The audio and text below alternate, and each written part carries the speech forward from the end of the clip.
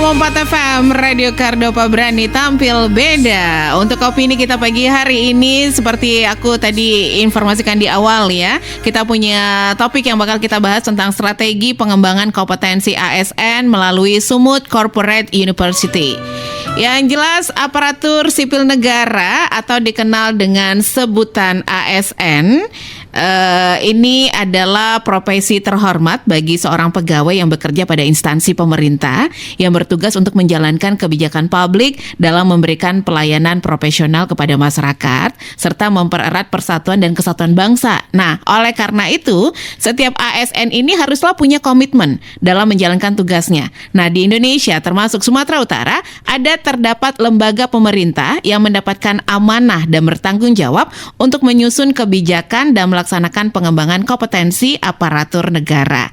Demikian juga dengan Sumatera Utara nih pendengar Kardopa, ada yang namanya Badan Pengembangan Sumber Daya Manusia BPSDM yang merupakan unit strategis pemerintah di daerah yang bertugas dan berfungsi untuk peningkatan kapasitas, kompetensi dan juga profesionalismenya ASN di Sumatera Utara. Nah, untuk spesial opini hari ini kita akan berbicara dan mengangkat topik strategi pengembangan kompetensi ASN melalui Sumut Corporate University.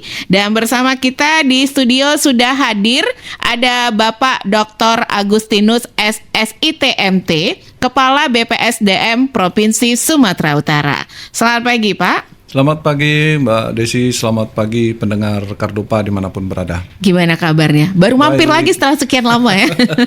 Iya betul. Hadir kembali dengan instansi yang berbeda nih Pak Agus. Ya. Selain ada juga produser kita untuk pagi hari ini ada Pak Peter Manopo. Selamat pagi Pak Peter. Selamat pagi Desi. Selamat pagi. Selamat pagi Pak Peter. Akhirnya kita bisa berkumpul kembali nih Pak Peter sama Pak Agus ya. Tapi sesuai dengan topik kita ini Pak Agus nyebutnya enaknya Pak Agus manggilnya gitu ya.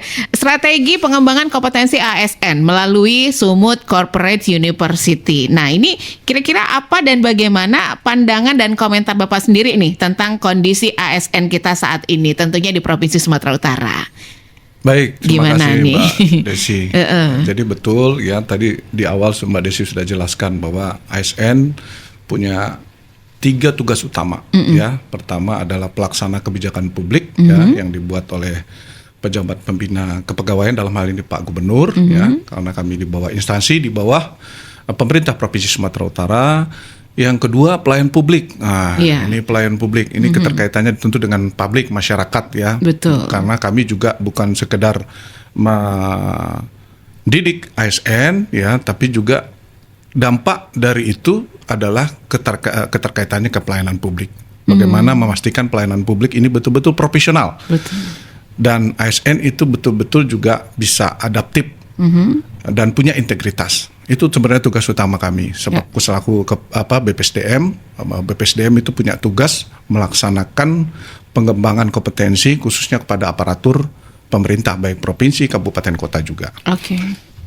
Nah, kalau kondisi ASN sekarang gimana nih menurut Bapak di Sumatera Utara? Ya, kalau kita lihat banyaknya keluhan masyarakat juga nih. Benar ya Pak Peter ya? Betul. Kadang-kadang muncul. Publik selalu berhubungan dengan aparatur negara. Betul Pak Peter. Jadi Mbak Desi, Pak Peter, karena kita bagian dari pelayanan publik, tentu publik menilai profesionalitas dari seorang ASN. Jadi itu tercermin dari apa? Tercermin dari layanan yang diberikan oleh instansi ya. Tentu citra ASN, branding ASN ada di situ. Nah, sekarang kondisinya gimana?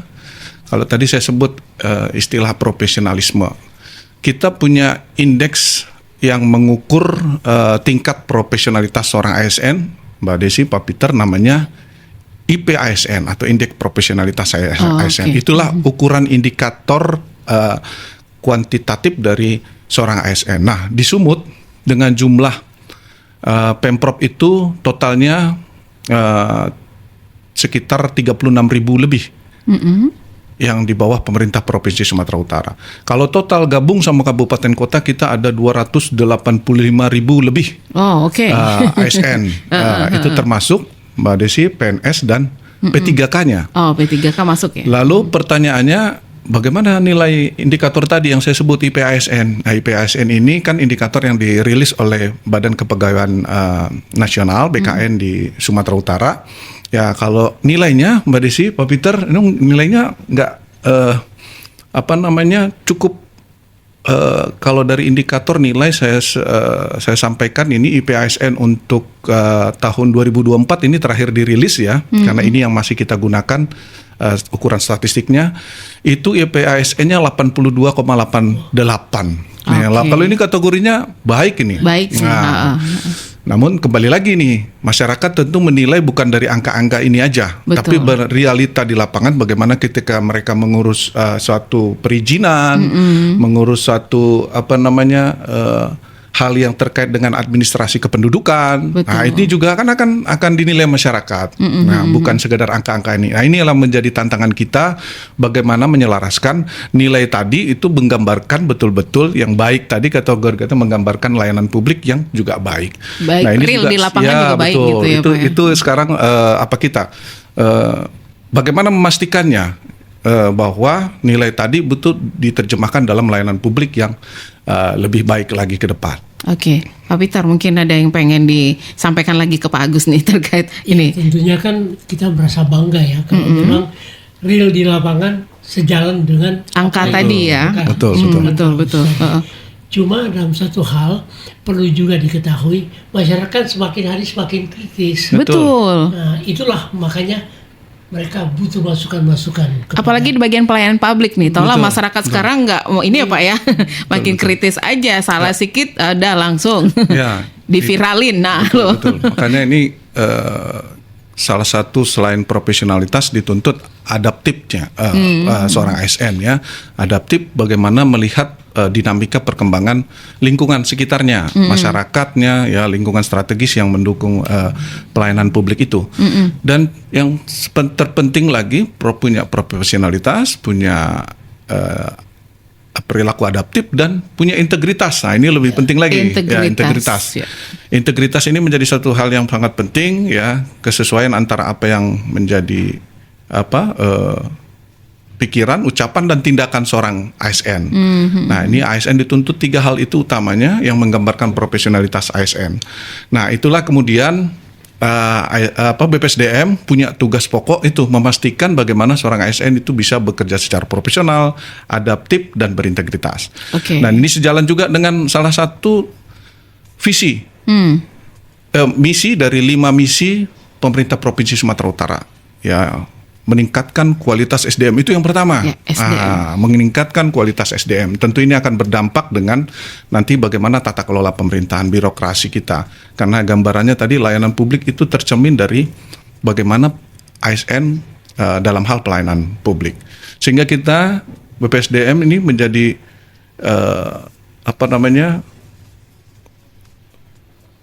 badan yang punya tugas bagaimana memastikan ASN itu bekerja secara profesional dan mampu menjalankan apa yang menjadi visi misi Bapak Gubernur Sumatera Utara. Itu yang terpenting. Bagaimana mungkin kita perangkat daerah ya, semua yang terlibat dalam pelayanan publik, ASN di pemerintah Provinsi Sumatera Utara mampu memberikan pelayanan publik dengan baik, ya, mampu menerjemahkan apa yang menjadi program prioritas Bapak Gubernur kalau dia tidak punya kompetensi. Nah, ini dia. Nah, ini nilai utama dari profesionalitas itu adalah kompetensi ya. Betul. Kompetensi itu adalah keahlian ya, yang bisa diukur dan dirasakan ya, dan harus terus ditingkatkan oleh seorang ASN agar dia bisa bekerja secara efektif dan efisien sesuai dengan tugas pokoknya. Jadi tidak ada istilah ASN itu profesional kalau dia tidak punya kompetensi. Ya, betul. Jadi bohong katanya profesional tapi dia nggak ada kompetensi. Sama aja nol ya, Pak. Ya, karena kompetensi ada 3 ukuran utamanya, knowledge, attitude, skill. Skill. Itu yang tiga hal yang penting yang itu sifatnya seperti mata pisau yang harus terus diasah, ya. Biar semakin tajam ya, Pak. Iya, betul. Makanya di Undang-Undang ASN, Undang-Undang Nomor 20 Tahun 2023 di pasal 49 dikatakan ASN, seorang ASN wajib melakukan pengembangan kompetensi secara terus-menerus. Nah, itu nggak ada istilah dia target sekian, tapi dia harus terus-menerus melakukan pengembangan kompetensi agar bisa relevan dengan tugas pokoknya, pekerjaannya gitu. Berarti di sinilah BPSDM tadi hadir ya Pak ya. Betul. Gimana Pak Peter? Jadi memang BPSDM itu punya program. Nah, program dijalankan untuk meningkatkan kapasitas profesionalisme dari ASN. Nah, gimana Pak Agus melihat peran dari BPSDM Sumatera Utara ini? Kalau lihat peran sebenarnya sangat strategis ya. Itu tadi saya bilang Pak Gubernur itu punya 17 program prioritas. Ada 6 program hasil terbaik cepat atau PHTC. Lalu ada lagi turunan dari program prioritas itu namanya program strategis daerah. Yang tentu outputnya adalah bagaimana meningkatkan kesejahteraan masyarakat ya melalui kegiatan-kegiatan atau program yang telah dicanangkan oleh pemerintah provinsi. Jadi itulah turunan dari visi misi Bapak Gubernur di bidang pendidikan, pelayanan kesehatan, infrastruktur. Nah, ini menjadi pelayanan-pelayanan dasar yang menjadi dasar dari pelaksanaan pembangunan di Sumatera Utara. Sehingga kita punya tugas besar itu memastikan ASN mampu menjalankan program-program prioritas itu. Sehingga pelayanan publik betul-betul bisa dirasakan oleh masyarakat dengan baik.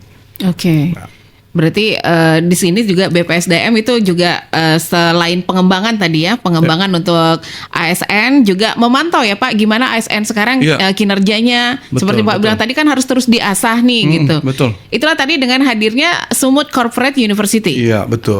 Jadi Sumut Korpu itu jangan bayangkan suatu universitas, Pak Peter, Mbak Desi ya. Sumut Korpu itulah ekosistem pembelajaran ya yang dibangun oleh pemerintah Provinsi Sumatera Utara agar ASN itu mampu terus melakukan pengembangan kompetensi secara terintegrasi. Itu poin yang paling utama, terintegrasi. Apa yang terintegrasi ini maksudnya? Terintegrasi dari sistem pembelajarannya. Ya, dia bukan hanya belajar teori. Kalau dulu orang masuk masuk ke lembaga pendidikan, duduk, datang, dengarkan, dapat sertifikat, pulang dia. Itu terkait nggak sama pekerjaan dia, itu nanti dulu. Itu terkait nggak dengan karir dia juga untuk ke jenjang berikutnya, itu belakangan. Yang penting dia ikut dulu. Ya, relevan tidak dengan tugas pokoknya, itu juga nggak menjadi persoalan. Sekarang ASN harus melakukan pengembangan kompetensi itu yang memang relevan dengan tugas pokok dia. Sehingga dia memang akan lebih memahami apa yang menjadi tugas pokoknya. Nggak sembarang. Kalau dulu sembarang, yang penting datang. Malah kalau dulu istilah yang disuruh ikut diklat itu adalah orang-orang yang yang nggak ada gunanya di kantor. Udah pada ganggu dalam itu anekdotnya. Tapi kalau sekarang dia memang dibilang integrasi karena dia terintegrasi, dia belajar memang yang dipelajari adalah yang relevan dengan tugas pokoknya. Sehingga itu diharapkan mampu meningkatkan kinerjanya. Kalau performa dia bagus, performa instansinya bagus, pelayanan publiknya juga pasti sesuai ekspektasi. Nah, kalau kebalikannya, tentu ini kebalikannya. Ekspektasi orang terhadap pelayanan publik akan semakin jauh dari yang diharapkan. Nah, itu tadi kenapa kita kemudian membangun satu ekosistem pembelajaran yang kemarin sudah di-launch oleh Pemprov dan dari Lembaga Administrasi Negara juga Pak Kepala LAN RI, Pak Muhammad Taufik juga datang ikut me-launch ini. Ini adalah bentuk komitmen Bapak Gubernur Sumatera Utara terhadap pengembangan kompetensi ASN ya. Jadi ASN itu juga dengan sistem atau ekosistem Korpu ini bukan harus datang ke diklat baru dia bisa melakukan pengembangan kompetensi.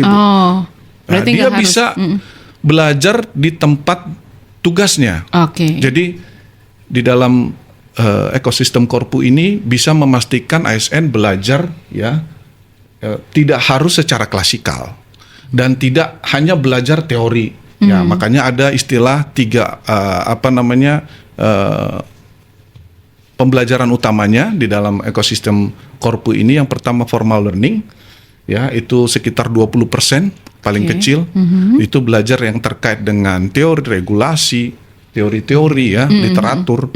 Itu hanya 20%. 30% itu adalah social learning, interaksi dengan sesama ASN, coaching, mentoring dari atasan ke bawahan, komunitas belajar. Jadi dia bisa membentuk komunitas belajar untuk dia terus melakukan pengembangan kompetensi.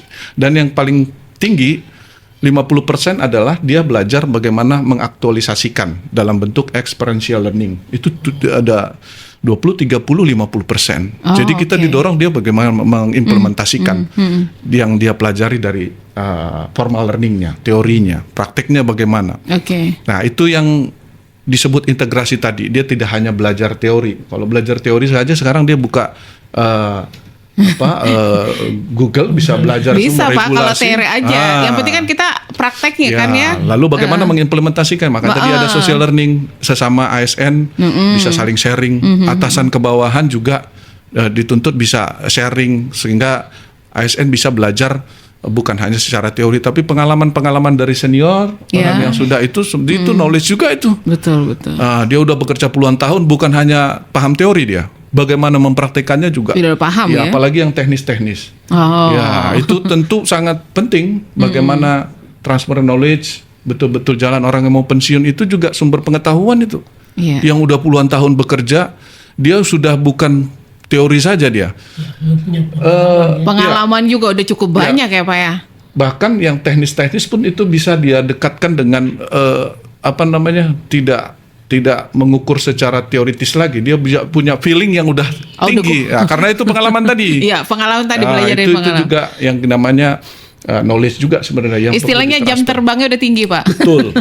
Itu kadang-kadang kita lupa, akhirnya dia pensiun, itu nggak tertransfer, hilang begitu saja. Padahal dia selama puluhan tahun mengikuti mungkin pengembangan kompetensi, teorinya, prakteknya, udah dia kombinasikan, ternyata pensiun dia tidak tertransfer dengan baik. Itu sumber pengetahuan yang sayang sekali kalau tidak. Nah, di dalam social learning ini memungkinkan ini transfer knowledge itu berjalan. Saling sharing tadi. Iya, betul. Itu yang kita harapkan. Hingga basis pembelajaran utama ASN sebenarnya bukan di BPSDM, tapi di tempat tugas dia. BPSDM itu dalam ekosistem Korpu adalah sebagai Chief of Learning Officer. Kami itu koordinator pembelajarannya. Kami konduktornya nih. Memastikan perangkat daerah masing-masing ASN-nya itu mampu menjalankan apa yang menjadi visi misi Bapak Gubernur melalui tugas pokok masing-masing OPD-nya. Itu paham. Sangat yang paling utama dari tugas kami BPSDM memastikan itu bahwa ASN-nya punya kompetensi untuk mengeksekusi program-program prioritas Bapak Gubernur. Terkait dengan misi tadi, Pak. Iya, betul. Misi dan kita visi punya tadi. visi misi, ya. Pak Gubernur punya quick win ada 6, ada 17 program prioritas yang dituangkan dalam program strategis daerah. Itu semua sudah terukur ya, sehingga kita pastikan mengukurnya nanti seberapa target itu tercapai. Tentu itu sangat juga terkait dengan kapasitas atau kompetensi dari SDM di masing-masing OPD. Sehingga kita mendorong perangkat daerah, ayo sama-sama kita wujudkan Korpu ini ya betul-betul bisa terimplementasi di di dalam pelaksanaan pekerjaan kita. Contoh dengan Dinas Pendidikan. Dinas Pendidikan punya anggaran dalam formal learning-nya. Berkolaborasi lah di sini. Kita kolaborasikan sampai ada satu produk ya terkait dengan pengelolaan dana BOS. Buku pintar pengelolaan dana BOS. Ini juga satu terobosan kita yang sudah kita implementasikan dengan mekanisme Korpu. Nah, kita harapkan juga memang sekarang sudah beberapa perangkat daerah sudah banyak di biro ya, di dinas-dinas mereka punya pelatihan kantor sendiri namanya PKS. Nah, pelatihan inilah yang kemudian kita kemas menjadi sistem Korpu. Sehingga dia tidak hanya belajar teori, dapat sertifikat, tapi dia belajar teori, dia belajar bagaimana berinteraksi secara sosial dengan sesama dan praktek di lapangan. Tapi ini semuanya kan berdasarkan arahan dari BPSDM, walaupun dia belajarnya di tempat masing-masing gitu ya Pak. Betul. Kenapa saya bilang kita sebagai Chief of Learning Officer, koordinator pelajaran, karena sistem sudah kita bangun namanya Learning Hub, satu platform pembelajaran yang mulai dia daftar ya sebagai peserta pelatihan, lalu dia mengikuti pembelajaran, udah ada stepnya, formal learningnya, social learningnya, experiential learningnya, udah ada di dalam sistem itu, dan itu harus dieksekusi semua, tidak bisa di skip, dia lompat-lompat supaya dia selesai, enggak. Itu sistem itu mengharuskan dia menyelesaikan tahap demi tahap, sampai dia mengupload sertifikat. Oh, oke. Jadi ini sudah sudah komprehensif. Platform ini yang kita gunakan untuk penerapan Korpu tadi. Oke. Jadi pelaksananya gimana? Kalau Pak Peter tanya, saya ditanya Pak Peter misalnya, pelaksananya gimana yang sosial formal sama experiential learningnya? Apakah harus hadir langsung di BPSDM? Enggak. Itu bisa kita kemas sedemikian rupa. Misalnya kalau Dinas Pendidikan mereka punya anggaran untuk formal learningnya, belajar teorinya, menghadirkan narasumber dari berbagai instansi terkait. Itu dilakukan di salah satu hotel karena mereka ada anggarannya. Lalu setelah itu kita kemaslah, kita desainlah yang formal social learning sampai experiential learningnya melalui platform tadi, Learning Hub. Sumut Berkah yang kami bangun. Jadi mereka masuk akses ke Learning Hub tadi. Jadi mengukur sejauh mana pemahamannya terhadap formal learning itu ada post-testnya, ada pre-testnya, ada post-testnya, ada tugas individu jurnalnya. Nah, jadi mereka memang akan dipandu di sistem itu untuk formal dan experiential learningnya. Sampai bagaimana membuat produk pembelajarannya. Tadi produknya adalah satu buku pintar pengelolaan dana BOS. Itu salah satu contohnya. Nah, setelah itu barulah keluar sertifikat. Nah, sertifikat ini sekarang ya dengan salah satu sistem yang sudah diadop oleh pemerintah provinsi, yaitu manajemen talenta ya terkait dengan pengembangan karir ASN, itu sekarang sangat bernilai nih sertifikat ini, Mbak Desi, Pak Peter. Sertifikat ini yang kemudian diupload oleh ASN ke dalam sistem atau namanya kita My ASN untuk mendongkrak kompetensi ASN, nilai kompetensinya. Ya, betul-betul. Dari sertifikat tadi Dari sertifikat tadi. Makanya itu dihargai ya, betul-betul sertifikat itu benar-benar dihargai ya Pak ya. Betul. Sehingga ASN juga dengan banyak melakukan pengembangan kompetensi, maka peluang dia untuk meningkatkan dari sisi karir itu sangat tinggi. Pindah jabatan pun. Iya, betul. Iya, karena sudah sudah terintegritas lah istilahnya ya Pak ya. Betul. Sudah terpelajar di situ. Jadi, udah mengikuti. Enggak juga sia-sialah. Yang effortnya tinggi untuk terus melakukan pengembangan kompetensi itu ada nilainya. Nah, jadi itu udah penilaian itu juga udah by system namanya manajemen talenta. Tinggal si peserta mengupload itu ke sistem yang sudah dibangun oleh pemerintah pusat ya melalui BKN. Tapi ini siapa aja bisa ikut gitu Pak? ASN. Iya, semua ASN bisa ikut gitu. Dari mana saja. Karena sistem ini setiap pengembangan kompetensi yang kita buat itu utamanya kan untuk ASN. Betul. Jadi ketika kita melakukan satu kegiatan pelatihan, ya prinsipnya siapa saja bisa ikut. Tapi kalau yang spesifik ya, kalau misalnya dengan Dinas Pendidikan itu memang fokusnya tentu kepada tenaga pendidik, yang seperti itu. Itu tergantung kepada substansi pelatihannya. Tapi kalau yang kegiatan yang bentuk pengembangan kompetensi lain ada e-learning ya, ada webinar. Kalau e-learning itu biasanya kurang lebih sekitar 3 hari. Kalau webinar ya paling pagi ke siang. Itu bentuk-bentuk pengembangan kompetensi juga yang sifatnya tematik. Isu-isu yang diangkat tuh tematik. Tematik artinya sesuai dengan apa yang isu update sekarang ini. Nah, itu seperti itu kira-kira. Tapi dengan adanya pembelajaran seperti ini, mudah-mudahan nggak ada lagi ya Pak, ASN isi absen menghilang gitu. Wah, ya, mudah-mudahan nggak ada lagi. Datang isi absen tiba-tiba hilang ya. Pekerjaan dikasih ke anak-anak ini. Viral ya. Lagi viral ini. Yang ngerjain anak PKL Pak nanti. Mudah-mudahan dengan adanya kayak gini bisa ini ya Pak Peter ya, bisa lebih bagus lagi SDM ASN kita. Karena sekarang platform pembelajaran untuk ASN ya mengikuti pelatihan atau pengembangan kompetensi sudah sangat banyak. banyak instansi pemerintah yang sudah melaksanakan kegiatan pengembangan kompetensi secara Zoom, secara online tuh ada lembaga administrasi negara, LAN RI, BKN juga, pemerintah provinsi, kabupaten, kota di luar juga di luar provinsi Sumatera Utara juga banyak. Jadi ASN nggak hanya mengikuti webinar atau e-learning yang diadakan oleh BPSDM saja, enggak.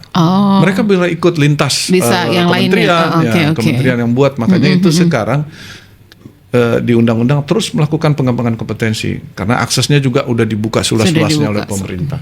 Jadi sekarang tergantung dari ASN. ASN-nya sendiri mau berkembang atau tidak gitu ya. Memang mau statis dengan masalah yang lama-lama itu itulah kan, terus isi absen pulang atau nongkrong nih.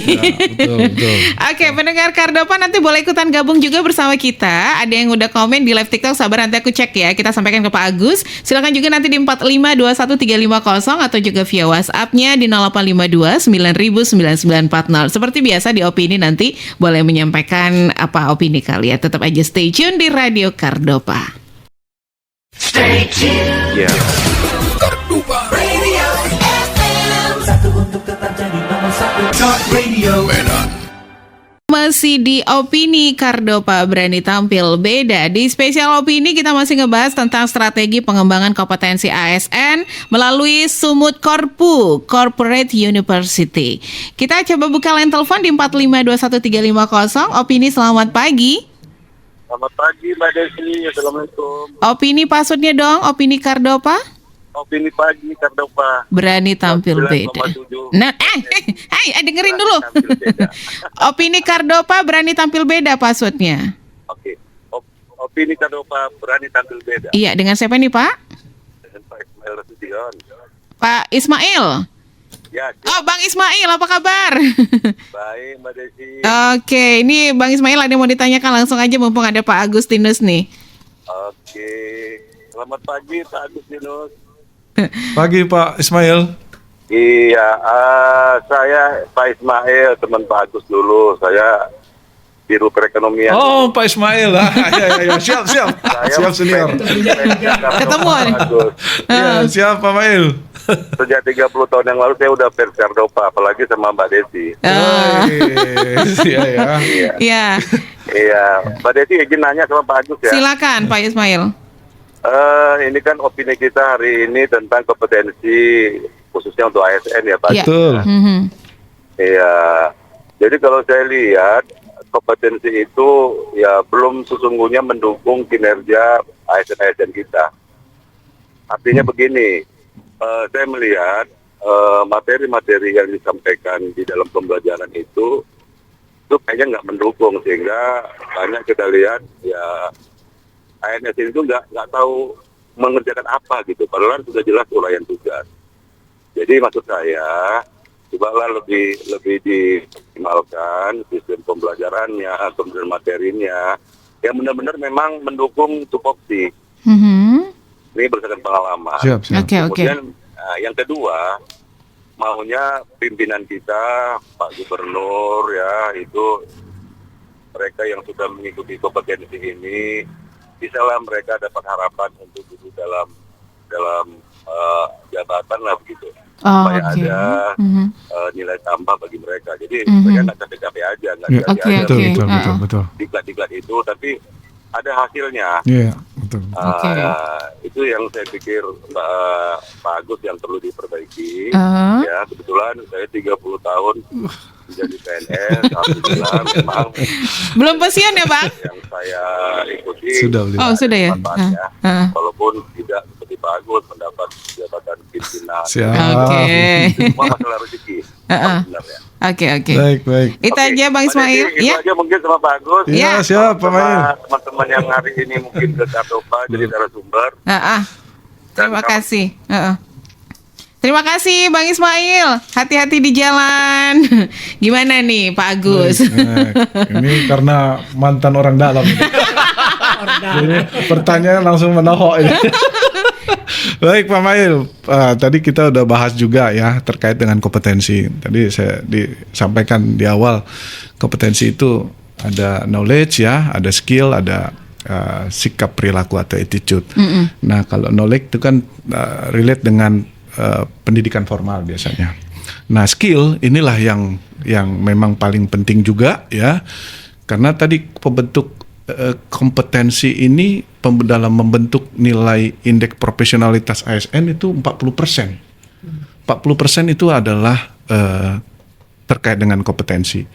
Sisanya itu ada pendidikan formal, itu 20%. Lalu ada kinerja, itu 15%. Lalu ada sikap perilaku, 5%. Nah, itulah yang membentuk yang namanya nilai profesionalitas.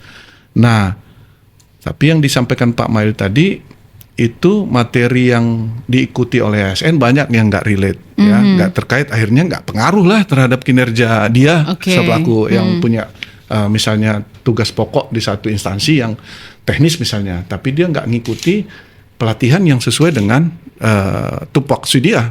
Dan sekarang dengan Korpu ini, ya, dengan ekosistem Korpu yang kita bangun, memang ASN itu pengembangan kompetensinya harus relate dengan tugas pokoknya, supaya dia nyambung, mampu menjalankan apa yang menjadi tugas pokoknya. Jadi Pak Mail, ya, ini sekarang kita memang harus memastikan, contoh kemarin dengan Dinas Pendidikan, ya, maka materi-materi itu banyak kepada tenaga pendidik yang terkait dengan ada meningkatkan bahan ajar, ya, yang sudah lebih adaptif sesuai dengan kebutuhan. Jadi kita sesuaikan sekarang dengan ekosistem Korpu itu, memastikan kesesuaian tadi antara pekerjaan dengan pengembangan kompetensi yang dilakukan. Sehingga memang nggak boleh lagi sembarangan ikuti pengembangan kompetensi yang nggak relate dengan apa ini, karena itu juga nanti pengaruhnya sebenarnya nggak ada. Ya, tapi sebagai wawasan, ya, itu bisa saja dia belajar itu, tapi memang kita dorong dengan sistem ini mereka belajar sesuai dengan kompetensi yang dia ikuti, pengembangan kompetensi yang diikuti relate dengan tugas pokoknya. Makanya dibilang terintegrasi. Nah, dia pastikan dia mampu menjalankan tugas pokoknya. Nah, kalau dulu memang betul kita hajar aja, ada pengembangan kompetensi, yang penting sertifikat keluar. Nah, kita pun melihat itu akhirnya nggak ada manfaatnya, karena memang nggak relate dengan apa yang kita kerjakan. Sekarang itu kita udah sesuaikan, Pak Mail. Mudah-mudahan ini bisa kita dorong terus. Makanya yang tahu kebutuhan jenis pengembangan kompetensinya apa adalah perangkat daerahnya. Makanya kami hanya mendesain pembelajarannya supaya tidak hanya belajar teori, bagaimana sosial dan experiential learningnya. Kembali lagi, basis pembelajaran utamanya yang memang ada di OPD. Makanya kita sekarang lagi menyusun yang namanya HCDP, Human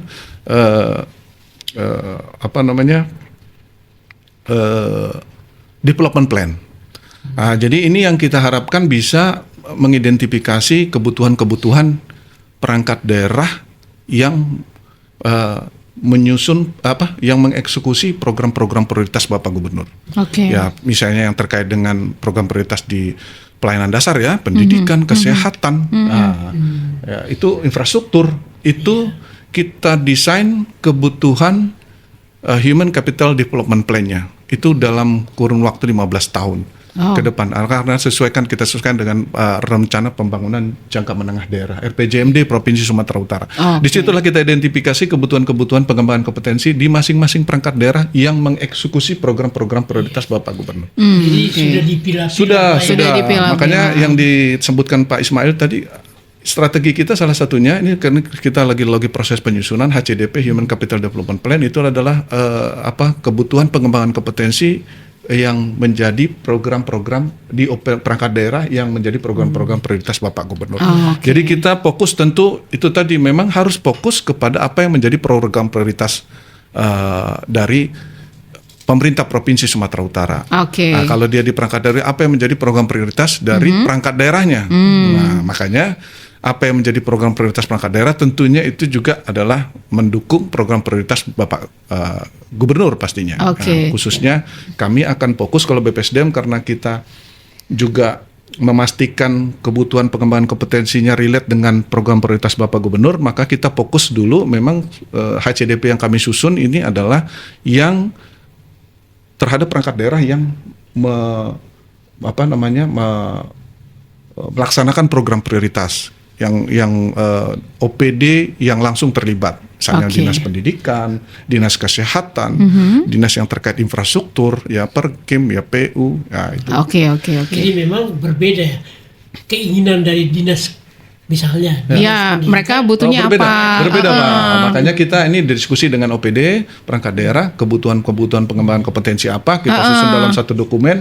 Nah, itu yang kita persiapkan jenis pengembangan kompetensinya. Oh, oke. Nah, inilah yang kita padukan dengan OPD terkaitnya supaya dia Oke, bisa oke. memang ASN-nya bisa mempelajari fokus pada apa yang menjadi tugas pokoknya. Jadi nggak akan lari. Nggak dengan lari sistem dia, ini, ya. nggak. Betul, Karena betul. juga kami diacu oleh dokumen Human Capital Development Plan-nya, Oke. atau kita bilang istilahnya ini Grand Design. Oke. Bangkomnya pemerintah Provinsi Sumatera Utara. Tapi memang fokus kepada perangkat daerah yang mengemban utamanya mengeksekusi program-program prioritas Bapak Gubernur. Oke, tadi satu pesannya Bang Ismail, kalau sudah kayak gitu tolonglah nih Pak Gubernur ditempatkan biar enak betul. nih, termotivasi ya Betul. kan ya. Jabatan itu. Jabatannya Betul. tadi. Karena ini yang pertanyaan kedua memang sudah komitmen pemerintah provinsi Pak Gubernur sudah untuk menjalankan manajemen talenta tadi.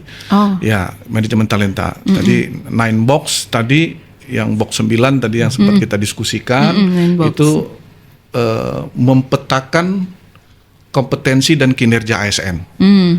Jadi kompetensi ditingkatkan melalui apa? Itu tadi melalui kegiatan pengembangan kompetensi salah satunya. Terus melakukan pengembangan kompetensi, dia upload ke sistem, itu akan menaikkan dari sisi kompetensinya, sumbu X-nya.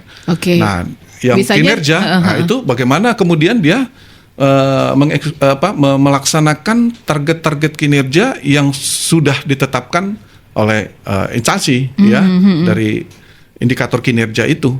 Nah, Oke. kalau indikator kinerja itu bisa dilaksanakan sesuai target, itu juga nanti akan menaikkan Ya. box dia. Sehingga ini sudah by system dan pemerintah provinsi, kabupaten kota juga sudah hampir semua komit menjalankan yang namanya manajemen talenta. Oke. Jadi ini salah satu bentuk bagaimana kesesuaian Bangkom yang kita lakukan dengan karir ASN yang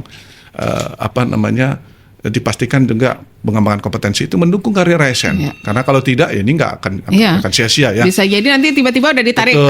ke kantor gubernur aja ya Pak Peter ya. Makanya kita udah koordinasi juga Mbak Desi dengan Badan Kepegawaian Daerah BKD, karena terkait dengan manajemen talenta karir ini memang ada domain dari Bapek, Badan Kepegawaian. Badan Kepegawaian. Makanya kita juga lagi mempersiapkan sistem bagaimana ketika dia melakukan pengembangan kompetensi, pelatihan bentuknya short course bentuknya, dia akan secara otomatis terbaca oleh sistem, nggak perlu dia ngupload lagi data dia, identitas dia, sudah melakukan pengembangan kompetensi apa, berapa jam pelajaran, itu akan masuk langsung ke sistem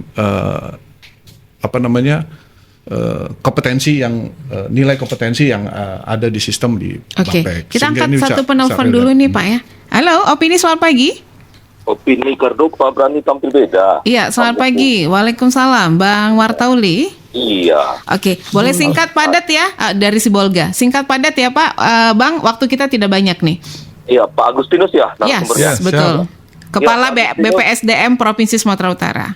Mohon izin, saya warga Medan yang bekerja di Sibolga ya sebagai dosen kooperatif pengajar gitu ya. Tapi istri itu di rumah sakit umum Medan gitu ya. Oke. Jadi sekali pulang begitu. Pertanyaannya begini, Pak Agus ya. Ya. Mengenai tentang reformasi birokrasi di ASN ini memang tetap semangatnya Pak Prabowo ya melalui Menteri Pan RB, dari Menteri Dalam Negeri yang mengelola desentralisasi otonomi daerah ini sehingga sehendaknya sesuai dengan akta cita kan begitu. Betul, Walaupun kita memang dibedakan pejabat demokrasi di pusat itu dan di daerah itu berbeda cara pemilihannya gitu ya, Ya, kan betul. pemenangannya dan apanya, wilayah zonasinya. Betul. Cuman yang saya mau bilang Pak begini, pastinya kan ada yang namanya jalan provinsi, kabupaten, kota gitu kan. Ya. Terkadang kan masyarakat ini melintas dari pantai timur dan pantai barat seolah-olah kayak masa loh kok di sini jalannya berlubang sih, padahal KTP saya WNI, saya bayar pajak. Betul.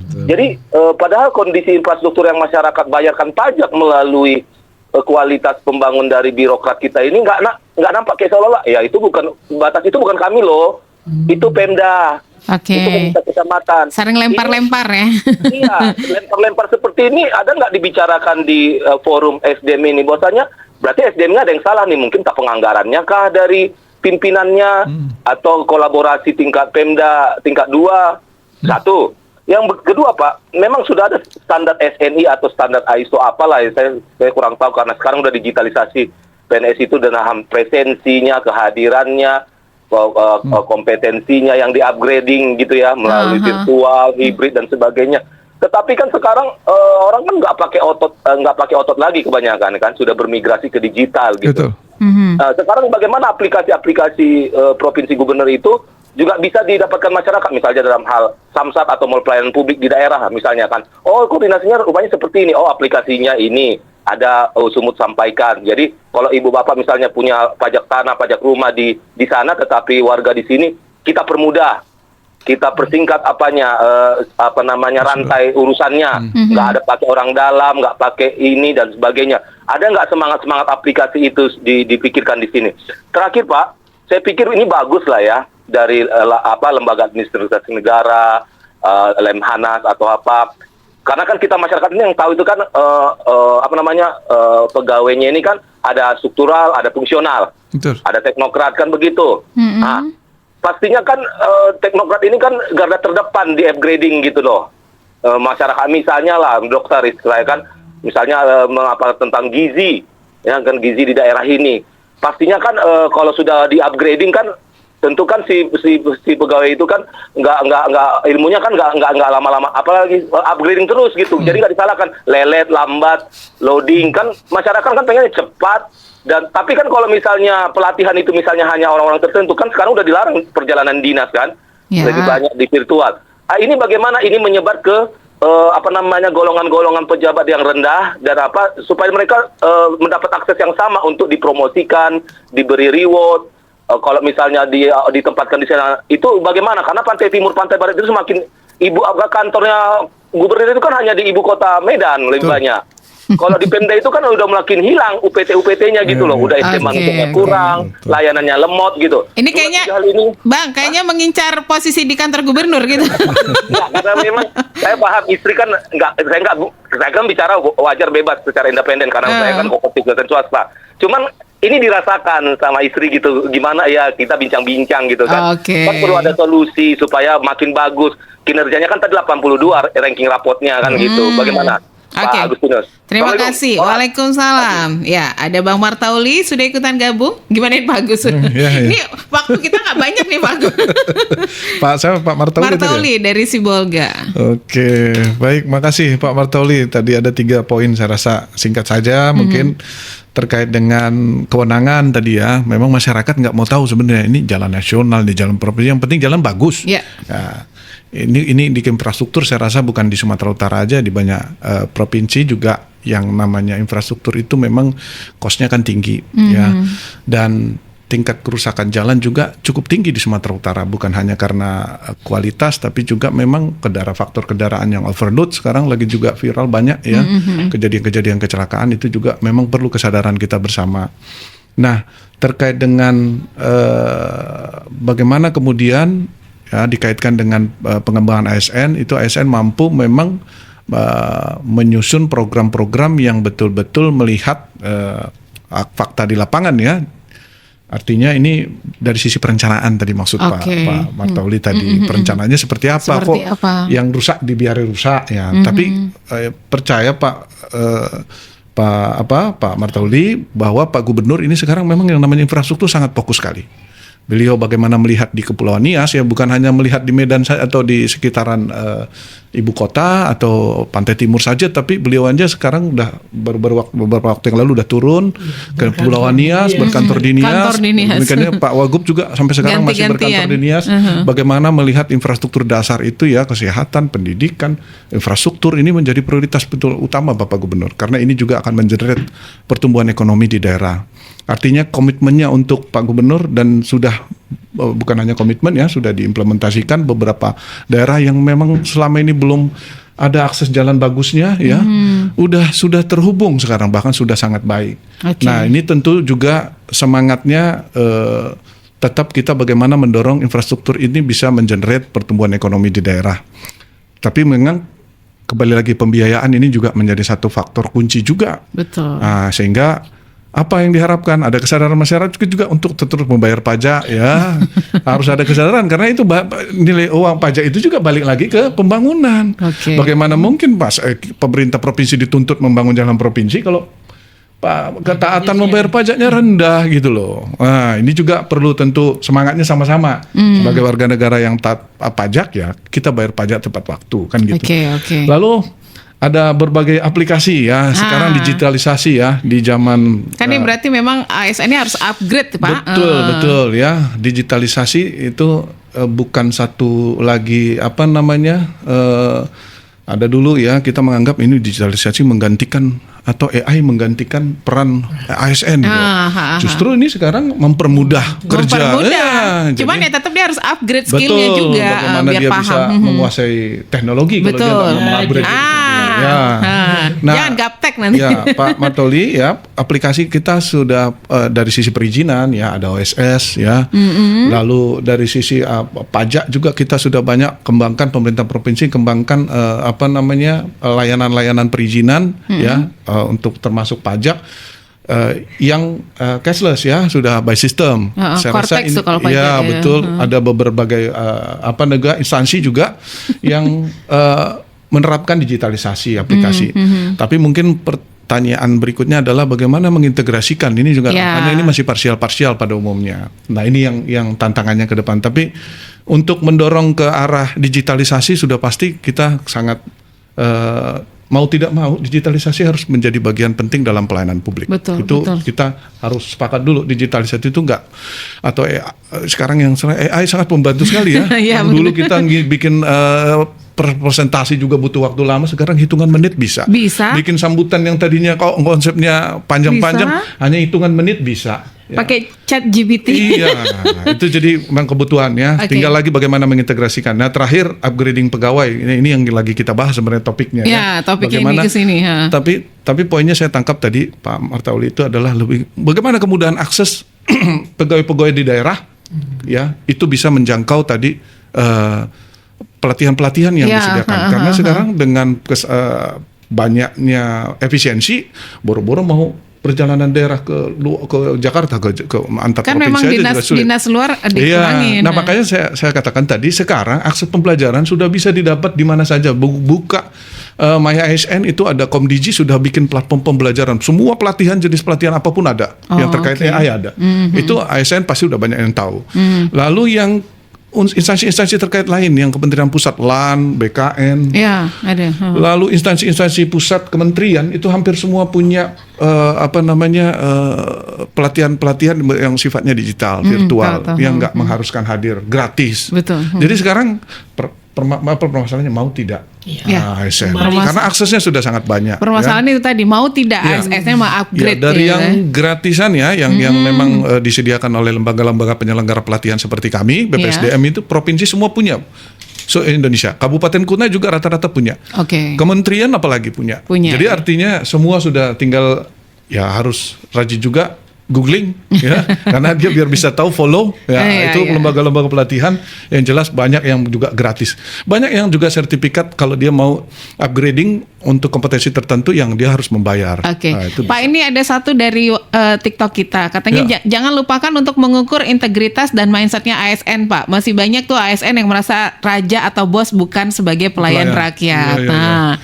Ya, mereka kan seharusnya pelayanan publik ya. Tadi kalau kita bertanya cuek, udah pakai cuek. Itu balik ke tadi itu termasuk kompetensi juga. Iya, kompetensi. Lebih ke attitude. Iya, attitude. Jadi itu bagian sebenarnya yang kita lakukan. Bentuk-bentuk pelatihan soft skill juga kita lakukan. Kita banyak pelatihan-pelatihan seperti itu juga. Itu penting betul karena bagian dari pengembangan kompetensi tadi. Kompetensi bukan hanya knowledge, bukan hanya skill, tapi juga seharusnya kan seharusnya mereka melayani kita ya Pak Peter, melayani publik, malah kayaknya kita yang harus melayani mereka gitu ya kan. Karena transformasi birokrasi tadi yang disampaikan Pak Martoli sebenarnya itu akan sangat tergantung dengan mindset ASN-nya. Jadi bagaimana bagaimana kita melihat diri kita sebagai ASN.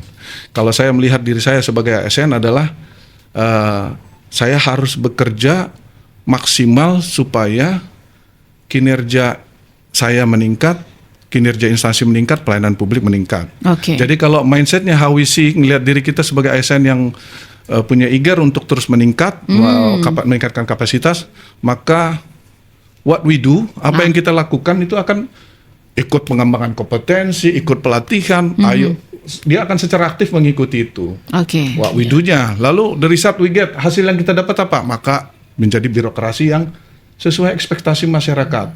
Makanya mindset ASN harus dirubah. Bukan dia berpikir, udah aku kan udah ASN, aku nggak perlu belajar pun dapatnya gajiku pun dapat, nggak bakalan bubarnya instansi ini sampai kapan pun, sampai pensiun kalau nggak bikin kesalahan atau nggak bikin pidana. Betul. Nah kalau udah begitu mindset how we see, bagaimana kita melihat diri kita seperti itu, maka cara kita bekerja ya udah ya datar-datar aja lah. Iya betul, suka hati dia aja gitu. Itu yang dibilang itulah, datang absen, minum kopi pulang, absen lagi. Nah, Baik. Lalu apa hasilnya dari saat we get? Hasil yang kita dapat kalau begitu cara kerja kita, ya udahlah, birokrasi yang banyak dikomplain lah. Jadi mindset itu harus dirubah.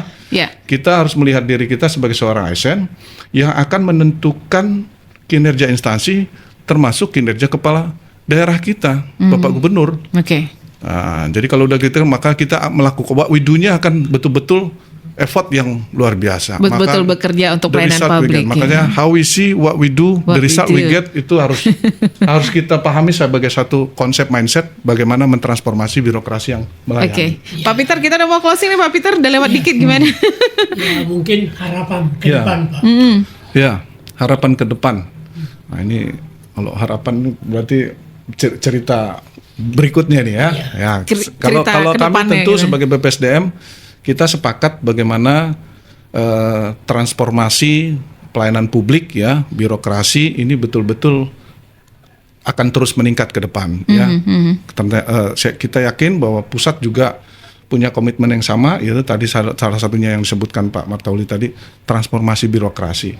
Pak Gubernur juga dalam berbagai kesempatan sudah menunjukkan komitmennya bagaimana pelayanan publik itu betul-betul ya cepat, murah, mudah ya, tak high cost ya, tidak berbiaya tinggi. Itu menjadi satu komitmen dan terus berinovasi. Bagaimana pemerintah provinsi terus berinovasi agar lebih adaptif ya, dan tentu punya ASN yang betul-betul berintegritas. Saya rasa itu ya ke depan mudah-mudahan pelayanan publik kita semakin baik ya. Tentu masyarakat juga akan semakin mudah dan tentunya kesejahteraan masyarakat juga akan semakin meningkat. Masyarakat juga semakin puas dengan pelayanan dari publik, layanan publik para ASN tadi ya Pak Peter, Pak Agus ya. Mudah-mudahan nggak lagi dinilai yang hanya absen ngopi pulang ya kan. Atau kadang kalau misalnya kayak yang di dekat kantor kita nih Pak, di Dukcapil, banyak yang ngeluh juga. Betul. Nanti kadang kalau berkas, memang kita kalau mau ngurus sesuatu ya berkasnya dipenuhin dulu di cuman kadang berkasnya nggak cukup dimarah-marahin, kan nggak enak kayak. Jadi harapan kedepannya Pak Agus mau datang lagi. Iya betul, mau datang lagi. Tapi ini ada Bang Robert nih, Pak Agustinus ini yang mantan Kadis Perhubungan betul, pakar yang ahli di perencanaan perubahan, kok ngurusin ASN. Pak Agus udah pindah instansi Bang Robert, sekarang menjadi kepala Badan Pengembangan Sumber Daya Manusia ASN di Sumatera Utara. Tuh, makanya ngurusin ASN sekarang Pak Agus. Bukan ngurusin perhubungan lagi gitu ya. Tuh Bang Robert ya, sudah ganti instansi. Makanya kemarin terakhir Pak Robert masih Pak Agus masih di perhubungan ya Pak Peter waktu mampir ya. Oke. Tadi ASN harus siap di mana saja. Di mana saja. Pak Agus, sebagai closing statement kita untuk obrolan kita pagi hari ini gimana nih Pak Agus? Ya, sebagai seorang ASN yang profesional ya, mari kita terus tingkatkan profesionalitas kita ya, dan yang paling penting kita harus mampu bekerja secara adaptif dan punya integritas. Itu hal yang utama dan mutlak dimiliki seorang ASN. Tanpa kompetensi ya, integritas dan yang adaptif, maka kita tidak akan pernah menjadi seorang ASN yang profesional. Ya, ASN yang profesional adalah ASN yang mampu bekerja ya, mampu bekerja dalam kondisi apapun ya, dan mampu menghasilkan target kinerja yang sudah ditetapkan. Ketika dia tidak ingin bekerja pun, atau ketika dia tidak dalam mood bekerja pun, tetap bekerja secara profesional. Betul. Baik. Mampu. Dan itu menjadi bagian dari yang terhormat tadi. Iya. Oh, oke. Mampu ditempatkan di mana aja juga Iya, kata betul. Pak Peter, ada yang pengen disampaikan Pak Peter? Udah cukup. Baik pendengar Kardopa, terima kasih untuk kebersamaan kita di opini pagi hari ini karena waktu yang tidak mengizinkan ya. Ini mohon maaf, mungkin Pak Agus bisa datang lain waktu lagi untuk ngebahas masalah ini lebih lanjut ya Pak Peter, Pak Agus ya. Tapi untuk opini kita hari ini sampai di sini. Terima kasih untuk kebersamaannya. Semoga dengan adanya ini soal topik kita tadi, strategi pengembangan kompetensi ASN melalui Sumut Korpu, Corporate University, dengan adanya ini, mudah-mudahan kinerja ASN kita semakin lebih baik lagi ke depannya ya. Semakin profesional ya, attitude-nya juga semakin dijaga ya Pak Peter ya. Kita pamit, selamat pagi untuk semuanya, tetap semangat dan sampai jumpa. Stay tuned. Kardopa Radio FM. Satu untuk tetap jadi nomor satu. Talk Radio Medan.